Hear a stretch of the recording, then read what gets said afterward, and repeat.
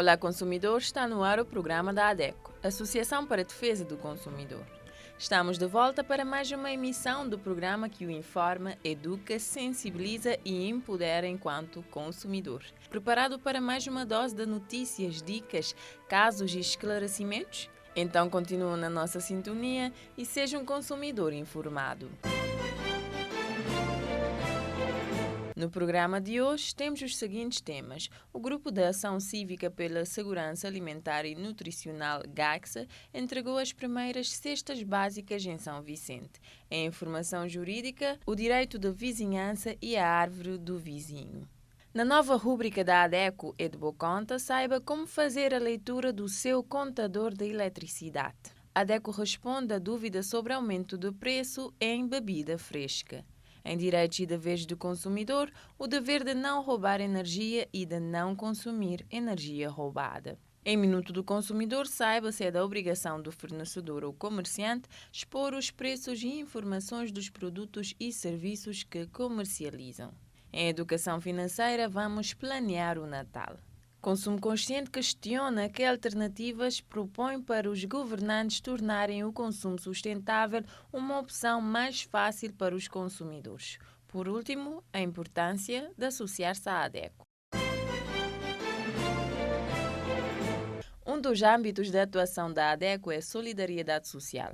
Por isso, vamos sempre apoiar iniciativas como o do nosso parceiro, o Grupo de Ação Cívica pela Segurança Alimentar e Nutricional, GACSA, que segue com as suas ações e entregou, no passado dia 4 de outubro, as primeiras cestas básicas integrais a 6 famílias vulneráveis de idosos, incapacitados e crianças no Mindelo. As entregas tiveram lugar na OMCV do Mindelo e foram dirigidas pela ponte focal do GACSA em São Vicente, Fátima Balbina, quem nos explica como funcionou a logística e seleção das famílias. Eu é um dos representantes ali na São Vicente, mas junto à doutora Filomena Rodrigues e outros, nós temos feito primeiro um contacto junto com outras associações, nós contactamos a DVIC e também a CATI, depois manda pessoas. O MCV simplesmente é pouco focal, mas de trazer pessoas daquela outra associação. Imediatamente não fazer esse levantamento, não vai ter Câmara Municipal, não espiasse que as pessoas estavam, tinha cesta básica de receber ou cestinha pensão social, porque no modo foi referido anteriormente, não te evitar que uma pessoa receber 2 vezes e outra que receber nada. E assim não fazer todo esse levantamento, não verificar que esse grupo realmente que tinha nenhuma pensão social, nenhum meio de sobrevivência, então não propôs fazer tudo aquele levantamento que ele fez, enviar para a praia, uma logística, digamos, que está a funcionar lindamente, porque logo bem dinheiro, ali não tem nos colaboradores no MCV, não fazer tudo esse levantamento naqueles casos comerciais já não tinha feito, não fazer tudo compra e não... Foi de ontem para hoje, né? 3 dias. Em 3 dias não consegui montar toda essa logística, até poucas cestas. É uma cesta que está dando uma satisfação enorme, um valor de 5.000 escudos para cada cesta básica e fazendo-nos uma grande alegria poder olhar uma família a receber uma cesta bem recheado e assim não contactar com esta família. Famílias que, desde jovens, ali tem jovens e pessoas idosas, jovens que é órfão de mãe e pai, que têm nenhuma subsistência, que é mãe, outros que têm filha que é doente, que ainda poderia trabalhar porque ele tem que ficar na casa de cuidar de seus filhos e que as pessoas sentiam felicidade enorme poder realmente participar desse grupo e começar com 6, na certeza que ele tinha bem aumentar muito mais de acordo com a aderência de pessoas. Esse grupo quem estiver interessado, não tem tem um ficha que vou poder dar, que ele pode ser padrinho ou madrinha, né, desse projeto, onde é que mensalmente ele pode descontar via banco para aquele grupo, nesse caso, para um valor que dizer mínimo de 1.000 escudos, de modo a dizer 1.000 escudos seria para quem que tem um salário razoável ou que tem outros meios, 1.000 escudos para lhe tirar no mês não é nada, mas 1000 escudos é muito para aquela família que vai receber, porque quando ele junta aquelas 5 pessoas, 5.000 já não tem um cesto para uma família. Não está a pedir pessoas para aderir mais nesta questão de ensino social, porque não tem cheio pessoas a passar dificuldades e que aquele cesto que não te vai levar na sua casa, que não te vai dar para levar para sua casa, te vai resolver um problema, te vai dar um bocadinho de alento, né? E como ajuda, quando vou ajudar uma pessoa, vou te ajudar eu mesmo. Ajudar é um ato de amor. Ajudar é um ato de amor. Então não distribuir um bocadinho de nosso amor para aquele outro semelhante nossa que tem falta. Esteve presente também a doutora Filomena Rodrigues, uma das fundadoras do grupo GACSA, quem agradeceu o apoio recebido até agora dos padrinhos e madrinhas e apelou por uma maior aderência à causa da luta contra a insegurança alimentar em Cabo Verde. Portanto, GACSA surge, talvez melhor falasse para pessoas sobre GACSA, é um grupo de pessoas que identifica esse problema de carência alimentar geral no mundo, mas pronto, nós não temos de falar a nível de Cabo Verde, nós sabemos que tem o conselho que mais carência do que outros, né? Moda foi identificado naquele estudo que o governo e FAO fazer. Então, nossa ideia é tentar mobilizar recursos de pessoas que podem ceder um pouco daquilo que eles têm, né? Quer a nível nacional, quer a nível de diáspora, que é para poder apoiar as famílias. Nosso intuito é atingir que as pessoas que é mais vulnerável ou que tem mais dificuldade. E nosso primeiro objetivo nesse momento é apanhar que as pessoas que têm outros tipos de apoio e não quer apanhar pessoas que têm deficiência, portanto, seja criança, seja adulto, que tem pessoas portadoras de deficiência, que às vezes é aquele que é mais difícil, porque aquele mãe ou aquele pai que é de poder largar, que é para poder procurar algum tipo de recurso, que é para poder bem apoiar aquele elemento. Nessa primeira fase, nós tive assim, tinha boa vontade, moda não a dizer, que foi ainda completamente traduzido em termos de apoio. Portanto, a ideia é sensibilizar pessoas para dar cada um mais ou menos 1000 escudos, que é 10 euros, né? Porque se não dizer 10 euros a nível de diáspora, 1000 escudos por mês, que se não bate somar que bocadinho, não poder conseguir apoiar que as famílias. A não tive oferta, mas ainda não tive aquele que não te considerar que pode ser possível. E nesse momento não tive a tentar mobilizar, por exemplo, a nível quer nacional, quer a nível diáspora, artistas e outras pessoas influentes, poder passar essa mensagem e para mostrar que nós é um grupo de pessoas que estão interessadas em apoiar. Nós apelar pessoas que puder dar, seja o que for, que eles puder, quem que puder dar dinheiro, poder dar algum alimento. A minha São Centro, nós núcleo está concentrado na Dona Fátima Balbina, ali no MCV, mas esse núcleo tem várias pessoas, é da CATI, é da ADVIC, é da Casa da Sopa, é de Canelona, portanto é de outros grupos, onde é que tem pessoas vulneráveis, cada um debate identifica a gente, que as pessoas que têm mais necessidade nesse momento, que precisam poder apoiar. Portanto, se cada um que puder partir um bocadinho daquele que ele tem, que é para poder ajudar as pessoas que têm mais carência do que nós conseguir minimizar um bocadinho essa grande carência nutricional que nesse momento está engraçando a todo mundo. Hoje apresentamos uma situação que ocorre em algumas vizinhanças. O meu vizinho tem uma árvore no seu quintal cujas raízes e os ramos cresceram e invadiram a minha varanda. E as folhas sujam a minha varanda diariamente. O que posso fazer? Qual o meu direito de vizinhança? Saiba a resposta com o jurista Éder Brito em Informação Jurídica.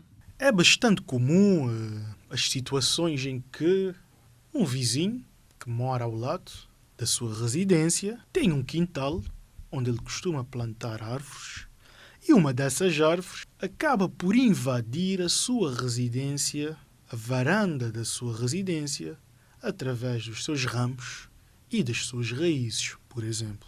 Isso acaba muitas vezes por causar constrangimentos. Por exemplo, nas situações em que as folhas acabam por cair, sujam a varanda, as raízes podem causar problemas de afetar o solo da sua varanda. Também as ramas que acabam por invadir a sua casa podem atrair vários insetos, o que causa algum desconforto. Então questiona-se, mas se a árvore é do vizinho e foi plantado na residência, no quintal do vizinho, mas invadiu através dos seus ramos e raízes a minha residência, o que é que eu posso fazer? O que é que se recomenda é que inicialmente comunique ao vizinho o que é que está a acontecer para que ele corte tanto as raízes como também os ramos. Isso é o que é que se fala, o termo certo é direitos de vizinhança. E é nesse sentido que se o vizinho se recusar a cortar esses ramos e as raízes, o próprio proprietário da residência com a varanda pode ir por si só cortar os ramos até o plano vertical em que esses ramos invadem a sua residência, que invadem a sua varanda. Pode igualmente cortar as raízes que invadem a sua propriedade. Estará sob pleno direito no que toca aos direitos de vizinhança. Se possivelmente tiver que judicializar o caso, o direito estará do lado de quem teve a sua propriedade, a sua residência, a sua varanda invadida. Temos rúbrica nova no programa. Estreamos o Edbo Conta, com o engenheiro Marco Cruz, que a cada episódio vai nos falar de temas relacionados com o consumo de eletricidade, água, gás, eficiência energética, entre outros. Hoje vamos aprender como fazer a leitura correta do contador da eletricidade, uma questão que afeta diretamente o bolso e, por isso, Edbo Conta. A eletricidade constitui um dos principais custos mensais do orçamento familiar. O contador de eletricidade é um instrumento central na medição do consumo e faturação pela empresa de eletricidade deste bem essencial. No entanto, saber como é feito a leitura e o registro do consumo pelo consumidor pode ser muito útil no controle do seu gasto com eletricidade. Neste primeiro episódio de Boconta, iremos entender como se faz a leitura e medição do consumo de eletricidade no contador. O contador é um instrumento que registra a eletricidade que vai sendo consumida numa casa e situa-se na entrada da instalação elétrica da residência. Para a medição, dispõe de um mecanismo que faz a contagem de eletricidade consumida e o apresenta numa forma numérica, seguida de uma unidade de medida, o kWh. Portanto, todo contador de eletricidade tem um número que vai crescendo à medida que consumimos eletricidade. O contador do exemplo apresenta um valor de contagem de 12.345 kWh. Note que no momento do registro não se consideram os números decimais ou depois da vírgula ou ponto. Neste caso, o número 6 e 7 são desprezados. Neste outro contador, a leitura é de 54.005 kWh. Novamente, não se considera o último número assinalado a vermelho para o registro. Algumas observações. Alguns contadores, principalmente os digitais, podem apresentar vários valores, mas só um é que realmente importa. Como saber qual o certo para a leitura nestes casos? Simples. Pegue a sua última fatura de eletricidade e veja o número que aparece no retângulo onde diz leitura kWh. No caso desta fatura, o número apresentado é 43.074 kWh. Então, o contador deverá estar marcando um número próximo, mas maior que este, por exemplo, 43.150 ou um pouco maior. Como sabemos quanto de eletricidade estamos consumindo? Para isso, basta fazer duas leituras em dois momentos distintos e subtrair os números. Vamos contar quanta eletricidade consumimos de um dia para o outro. Faça uma leitura do contador hoje e registre. Amanhã, à mesma hora, faça outra leitura. Esta segunda leitura é um pouco maior que o anterior. Faça a diferença entre esses dois valores e terá o valor que foi consumido. Não faça conta. Imagine que a primeira leitura seja de 3.010. No dia seguinte, fará uma segunda leitura que seja de 3.016. A diferença será de 6 kWh. Ou seja, em 24 horas foi consumido 6 kWh. Se considerarmos que a tarifa é de 39 escudos, então multiplicamos o consumo pela tarifa. Boa conta de ficar 6 vezes 39 igual a 234 escudos gastos em 24 horas. O projeto Educação Financeira para um Consumo Consciente iniciou em junho deste ano e termina em maio de 2023. Durante este ano, a ADECO pretende, com este projeto, promover capacidades nas pessoas mais vulneráveis, como mulheres, jovens e pessoas com deficiência, a lidarem com o dinheiro e a desenvolverem competências que contribuem para uma sociedade com hábitos de consumo financeiro mais conscientes. Você precisa esclarecer dúvidas, ter acesso a orientações financeiras sobre orçamento familiar, crédito e poupança. Fique atento às nossas próximas atividades, onde vamos disponibilizar para todos os cidadãos de todas as ilhas um gabinete de orientação financeiro. Vamos educar, informar e empoderar os consumidores vulneráveis através de ações de sensibilização e emitir programas televisivos sobre literacia financeira. Como viu, vitória da ADECO é vitória de todos os consumidores. Um consumidor foi comprar um refresco no supermercado. Chegando lá, perguntou o preço da bebida que estava na prateleira. Entretanto, preferiu a mesma bebida fresca que se encontrava no frigorífico. Quando foi pagar, o caixa informou que, pelo fato da bebida estar fresca, o consumidor teria de pagar quase o dobro do valor. Qual o preço certo a pagar? A ADECO responde com a jurista Janils Oliveira. O produto, por estar fresco, é uma condição temporária que não altera as suas características de maneira considerável. Neste caso, podemos dizer que, se o consumidor durante a compra for informado de que, se adquirir a bebida fresca, vai pagar um valor maior do que está estipulado na prateleira, cabe ao consumidor escolher se compra ou não a bebida. Mas, se durante a compra o consumidor não for informado de que, se comprar a bebida fresca, irá pagar um valor maior do que a que está na prateleira, isto considera-se uma prática abusiva. Isto porque é proibido ao fornecedor do bem tirar vantagens do consumidor e alterar o preço sem justa causa. É fundamental que o consumidor saiba sempre a diferença de preços de maneira clara para que possa fazer uma escolha consciente. Caro consumidor, caso verifique a diferença no preço entre bebidas frescas e as que se encontram nas prateleiras em temperatura ambiente, formalize a sua reclamação. Contacte a ADECO, Associação para a Defesa do Consumidor.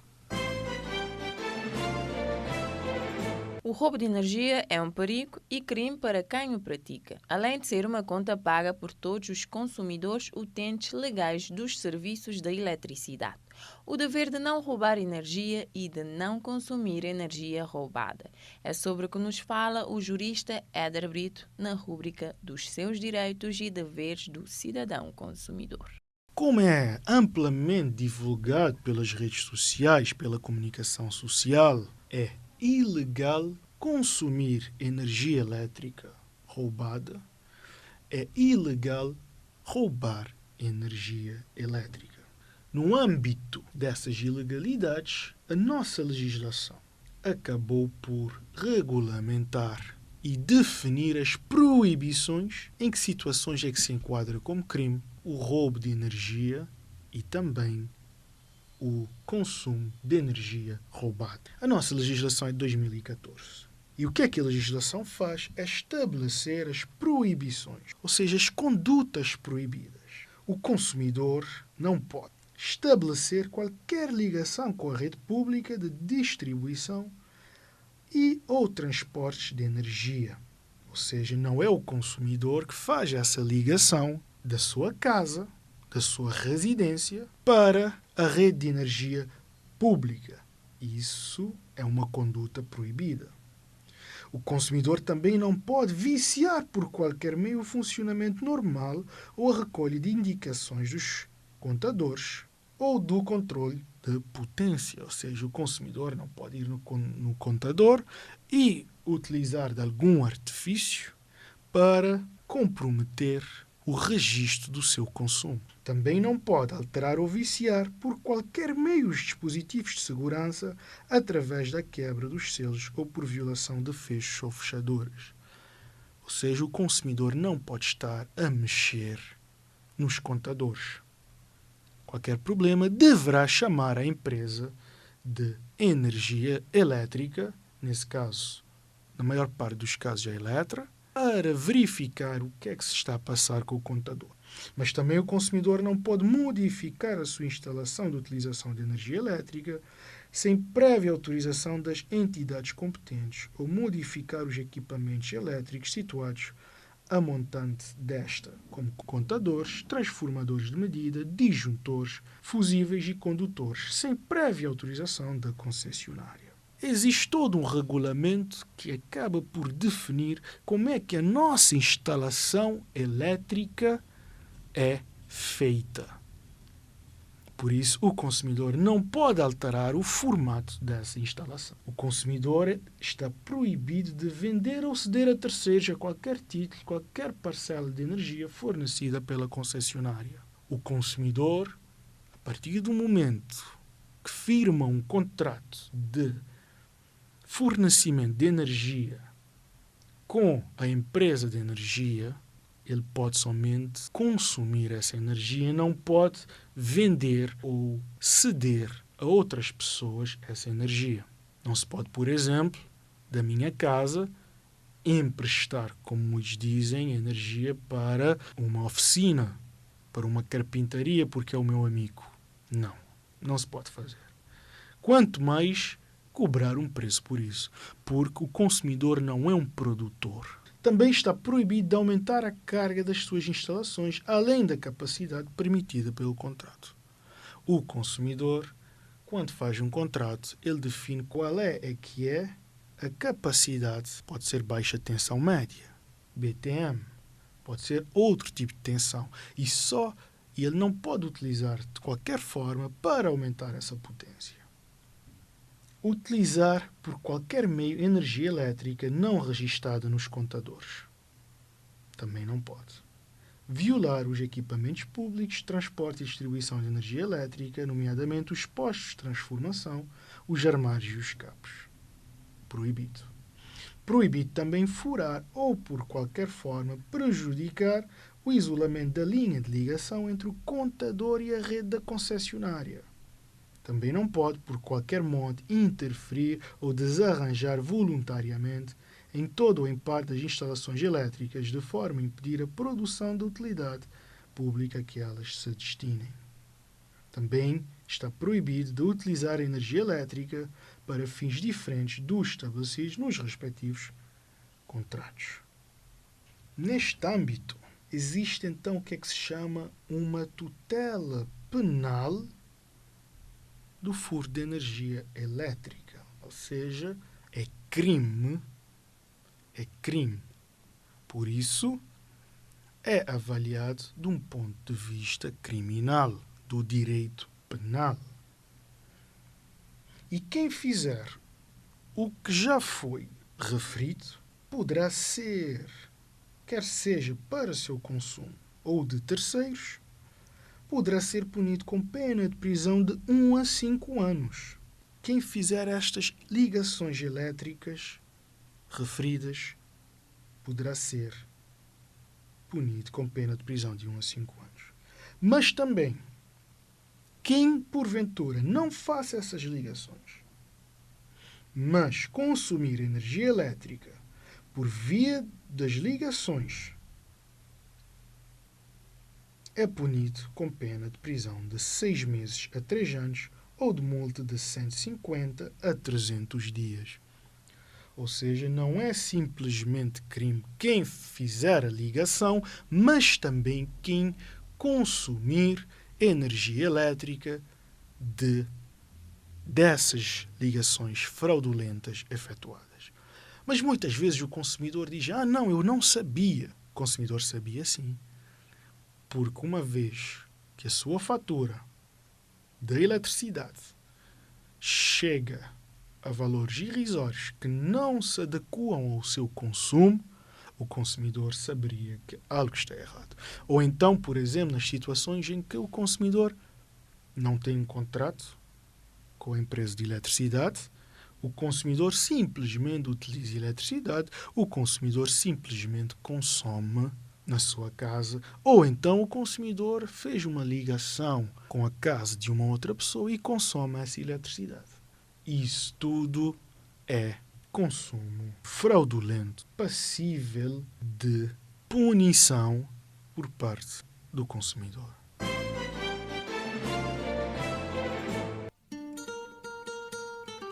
Consumo e Cidadania, um programa dedicado aos temas mais atuais sobre o consumo e exercício pleno da cidadania. Pronto, esse gajo já se cá. Meu Deus, justo nessa altura de si, o que é que me tem a fazer? Toda essa crise nesse país, toda a esfetura de luz e água cortada como te liga a pagar, e nunca pagar renda de casa, comida para bem comprar, que os materiais de escola que os meninos vão comprar. Para um O que é que não te fazer resolver essa iniciou em situação? junho deste ano e termina em maio de 2023. Durante este ano, a ADECO pretende, com este projeto, promover capacidades nas pessoas mais vulneráveis, como mulheres, jovens e pessoas com deficiência, a lidar... Boa ideia, já está. Metido vai passar lá na DEC, nesse gabinete de orientação financeira, e saber de maneira como também ficar a organizar tudo, minhas despesas, para poder resolver toda essa crise que já não pode conseguir. Boa tarde, comadre. Mano, eu vou para lá na Boa Vista. Está direito, e vocês lá? Não está direito, apesar dessa crise, mas está direito. Já mulher que sim, você tem que sair para ligar quase fim de mês. Tudo graças à DEC, comadre. Desde que começou de seis gabinete de orientação financeira, um bairro para nos dar-me organizar dinheiro, te fazia orçamento familiar, e assim muito usar dinheiro, que mais responsabilidade. Meti-te a poupar um bocadinho. A ser, mas então esse gabinete de orientação financeira é uma grande ajuda. Eu devia fazer um encontro, marcar mais e para eu aprender a gerir o dinheiro. Maneira que o custo de vida está corgrinho assim. Educação financeira é importante. Mas minta na bobista que é preciso ser sócio da DEC. Não, isto é fazer atendimento online para pessoas do Chile.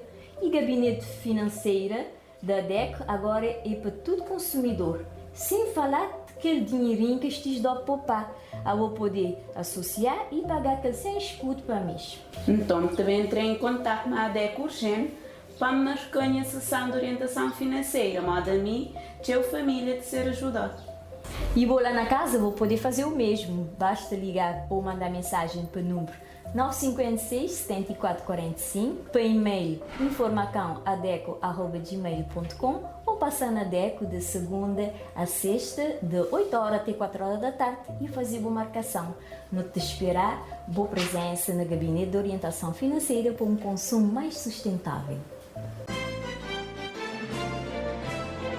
De tanto que se vê por aí prateleiras com produtos sem preço, os consumidores começam a duvidar se é da obrigação do fornecedor ou comerciante expor o preço e informações dos produtos e serviços que comercializam. Simone Delgado nos esclarece agora em Minuto do Consumidor. É da obrigação do fornecedor ou comerciante expor o preço e informações dos produtos e serviços que comercializam? A resposta é sim. Segundo a Lei de Defesa do Consumidor Cabo-Verdiano, a Lei número 88/5/98 de 31 de dezembro, o fornecedor ou comerciante tem a obrigação de prestar informações aos consumidores de forma clara e objetiva, com especificações sobre a quantidade, o preço, a composição, características, qualidade e prazos de validade. Consta-se ainda que em restaurantes, bares, pastelarias, o preço e as especificações dos produtos devem estar em locais visíveis, como no menu e em exposição, para que o consumidor possa consultar tais informações. Em estabelecimentos comerciais onde o consumidor tem acesso ao produto sem a intervenção do vendedor, o preço deve ser exposto de forma clara e visível na prateleira ou na embalagem. As formas de pagamento aceitas pelo estabelecimento também devem ser comunicadas ao consumidor para que não haja confusões na hora do pagamento. O O Natal está cada vez mais próximo e será o primeiro com as medidas de prevenção contra a Covid-19 levantadas. Essas foram as únicas medidas levantadas, pois as medidas para cuidar as nossas finanças devem sempre permanecer. É por isso que vamos aprender a planear o Natal com Herman Freire em Educação Financeira. Planear o Natal. A época Natal aproxima e, como tudo voltou ao normal, com um abrandamento de Covid, espera-se grandes celebrações entre familiares e amigos.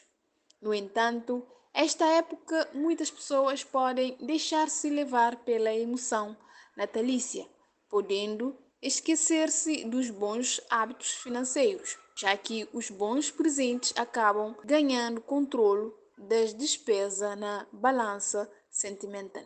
E é nessa hora que racionalizar e planear as contas são atitudes fundamentais. Assim sendo, é fundamental preparar-se para todos os gastos necessários para este mês, que se avizinha com muito foco e planeamento. De acordo com um orçamento definido para as compras de Natal, organize as listas de compras de uma forma detalhada, como por exemplo, valores máximo para alimentação e presente e entre outros. Pode ainda fazer planeamento antecipado, analisando e comparando preços, de modo a fazer escolhas de acordo com o seu orçamento. E já sabe, não espere pelo mês de dezembro para comprar às pressa. A pressa é a inimiga da carteira, porque faz com que se gaste mais do que o previsto e não é isso que se pretende. Registre esses gastos e, no fim, verifique se não fugiu do plano. Cuida de si, cuida do seu dinheiro. Sabia que ser um associado da ADECO só traz benefícios? Saiba agora quais são esses benefícios em A Importância de Associar-se à ADECO. Ao associar-se à ADECO, você fica protegido contra problemas de consumo, ainda ganha benefícios exclusivos e recebe vantagens pessoais e financeiras. Prestamos orientação e apoio, temos ao dispor do associado um atendimento exclusivo e personalizado para esclarecer dúvidas sobre direitos de consumo e discutir assuntos do interesse do consumidor com os nossos orientadores. Disponível de segunda a sexta-feira, das 8 às 16 horas. Prestamos aconselhamento jurídico sem custo adicional. Terá à sua disposição especialista em direito e defesa do consumidor para ajudá-lo e orientá-lo e até intervir por você, caso tenha problemas com alguma empresa. E para ter acesso a este atendimento, basta ligar para o 973 32 30 e agendar um horário. O sócio tem uma outra vantagem, que é a gratuidade e ou descontos em eventos e formações promovidas pela ADECO. Recebe comunicados por e-mail, tem acesso exclusivo a documentos da ADECO e informação privilegiada na área do consumo, recebe a newsletter mensal com informações atualizadas que farão de você um consumidor mais consciente, tem acesso exclusivo à biblioteca física na sede da ADECO, no Mindelo, tem a possibilidade de participar e fazer parte de forma ativa nas campanhas da associação. Poderá influenciar a política do consumo, passa a ser um dos donos da associação, tem a possibilidade de representar a ADECO nos meios de comunicação, tem o direito de convocar e participar na Assembleia Geral com voz ativa, de eleger e ser eleito a cargos dos órgãos sociais e de consultar os relatórios e contas da associação. Ao associar-se à ADECO, além de usufruir dos benefícios oferecidos, você vai contribuir para o reconhecimento e desenvolvimento da única associação de defesa do consumidor no país. Pronto para garantir todos os benefícios do associado agora mesmo? Faça como centenas de sócios e garanta as melhores vantagens que só a ADECO traz para você.